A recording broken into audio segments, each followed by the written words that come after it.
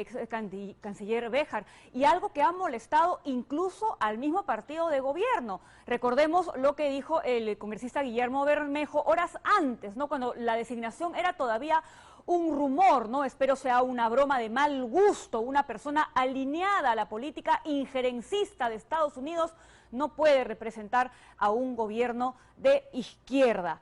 ¿Qué opina el exministro y embajador Luis González Posada, a quien tenemos el gusto de contar con nosotros aquí en el CD 24 Horas? Gracias por estar el día de hoy. Efectivamente, es un cambio inesperado incluso para quienes supuestamente apoyan al gobierno del señor Castillo, la presencia del señor Maurtua en el gabinete. Sí, buenas noches.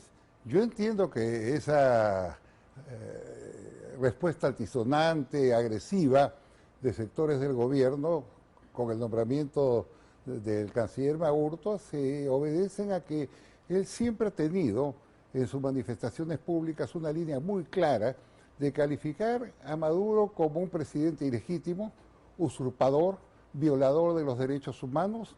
Ha respaldado firmemente en todas las instancias al grupo El Inma, incluyendo que se apliquen sanciones contra el régimen de Venezuela, y más aún hay una declaración de él apoyando que un grupo de naciones, entre ellas Perú, Argentina, Chile, Brasil y Paraguay, respalden en la Corte Penal Internacional las denuncias por crímenes de lesa humanidad contra el gobierno de Maduro. Entonces, yo entiendo que la vertiente chavista, procubana, pro-nicaragüense de este gobierno y que la representó en su primer momento Héctor Béjar, tiene que haber colapsado con ese nombramiento, porque me parecería imposible que Maurtua dé marcha atrás en sus discursos y en su línea de acción que ha manifestado consistentemente en escritos, en declaraciones públicas. Más aún, él está a favor de los tratados de libre comercio, de la Alianza del Pacífico, es decir, de todas estas expresiones de una diplomacia democrática, globalizada, antitotalitaria, que cuestiona a los países, a los gobiernos que violan los derechos humanos. Esa es una línea que ha tenido. Pero, si usted me permite, hay un segundo Maurtua, y un segundo Maurtua que es el que se encarga de la transferencia del sector de relaciones exteriores del nuevo gobierno, al lado del presidente Castillo. Y ahí él emite un pronunciamiento a propósito de la juramentación de Héctor Béjar, totalmente laudatorio y a favor, inclusive de que retornemos UNASUR, de que se ponga en marcha CELAC, que son dos organismos o dos plataformas chavistas que están absolutamente desactivadas. Entonces, yo no sé en esta contienda de competencia del propio Maurtua qué está ocurriendo ahora. Yo me quedo con el primero, ¿no? Con el primero, que expresa una sólida vocación democrática, es un ex canciller, es embajador, ha sido secretario general de la presidencia con Fernando Belaúnde de Terry, lo cual dice bastante. Y espero que su llegada a Torre Pablo sirva para encarrilar nuevamente un servicio exterior que ha sido, pues, digamos, zamaqueado con un nombramiento de una persona que no representaba ideológicamente las líneas maestras de una política exterior histórica de la Cancillería del Perú. Ahora, hay que recordar que el canciller Maurtua también fue el canciller de la extradición de Alberto Fujimori. ¿Usted cree que esto podría ser también un mensaje para la oposición representada en Fuerza Popular?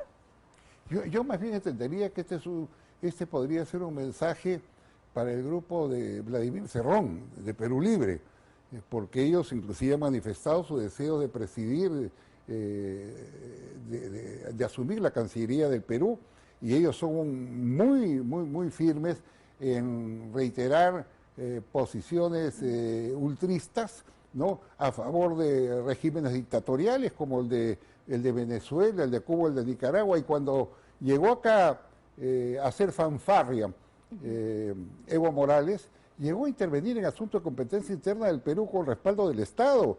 El señor Evo Morales primero calificó al Grupo El Lima como un grupo al servicio del imperialismo. Nos lo dijo acá, en nuestra cara. Después agitó a favor de una asamblea constituyente, que es el libreto que han seguido todos estos países para perpetuarse en el poder y afirmar gobiernos dictatoriales. E inclusive el embajador de Bolivia en las Naciones Unidas sostuvo la grosería que todos los países integrantes del Grupo de Lima, estamos hablando de 20, y por extensión de 60, porque los grupos europeos también se apoyaron al Grupo de Lima, que no es otra cosa que un grupo que reclamaba libertades, democracia, que salgan los presos políticos, que se convoquen nuevas elecciones.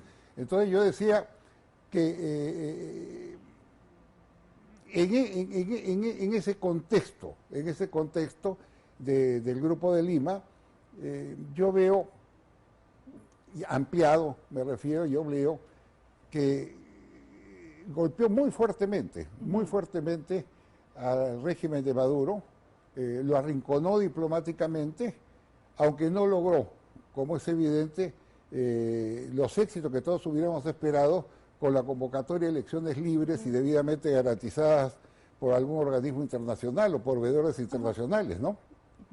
Entonces, ¿con Maurtua se descarta o no se descarta la posibilidad de abandonar el Grupo de Lima? Yo creo que a mí me resultaría impensable que él se niegue públicamente la prédica que ha tenido durante muchos años a favor de la Alianza del Pacífico del Grupo de Lima. Es más, hasta se pronunció por la liquidación de PDVSA, que dijo que era una empresa en bancarrota, y a favor de que se desactiven las empresas estatales en Venezuela y se liberalice la economía.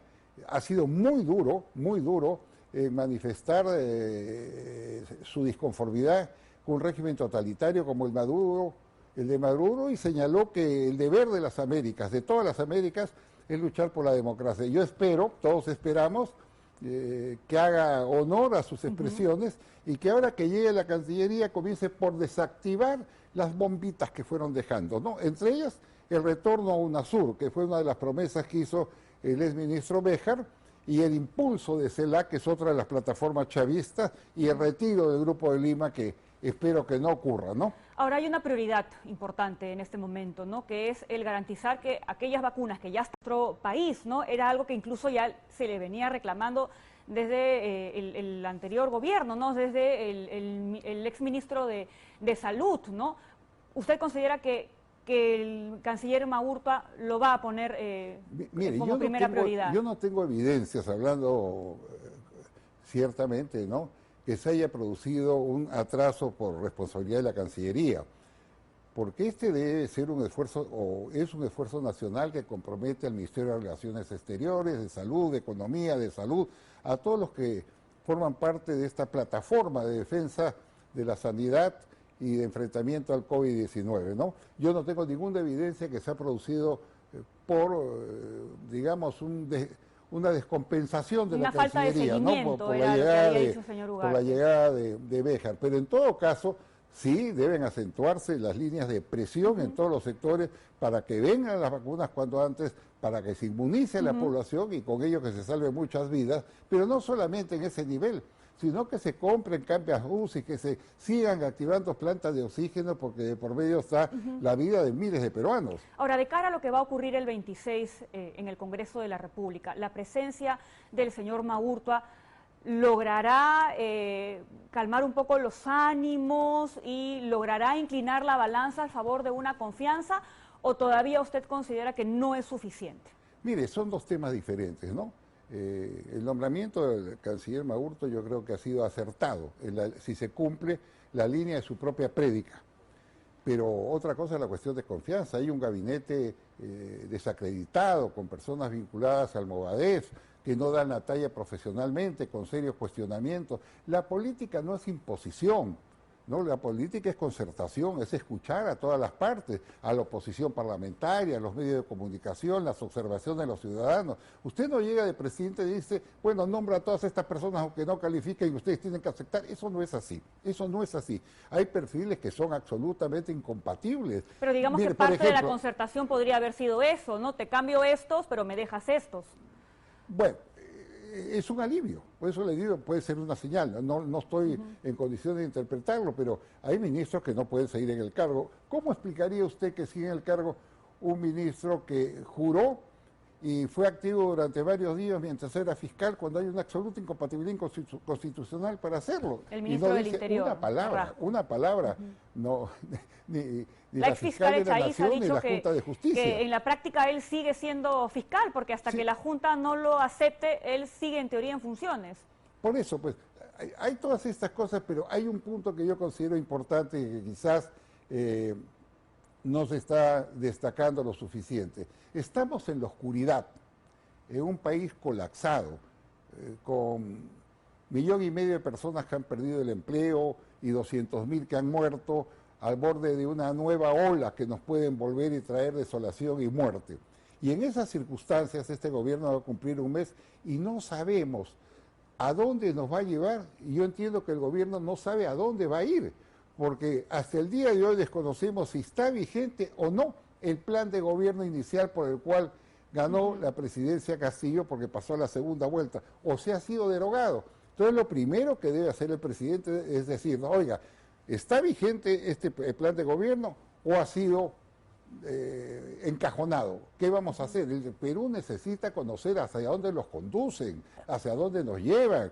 Este es un país que solo saldrá adelante a través de una concertación inteligente, promoviendo los mejores valores, tratando de entendernos todos los peruanos con las discrepancias que tengamos, pero comprendiendo que formamos parte de una misma nación y en consecuencia nuestro destino está salir juntos de esta crisis pavorosa que nos ha envuelto. Bien, estaremos pendientes, pues le quedan unos cuantos días antes de la presentación del Premier ante el Congreso de la República, así que veremos si es que finalmente en su discurso él puede establecer cuáles son finalmente esas líneas que el gobierno tiene que seguir. Muchas gracias por haber estado el día de hoy, embajador. Muy bien, muchas gracias y lo mejor para ustedes. Gracias. Vamos a continuar.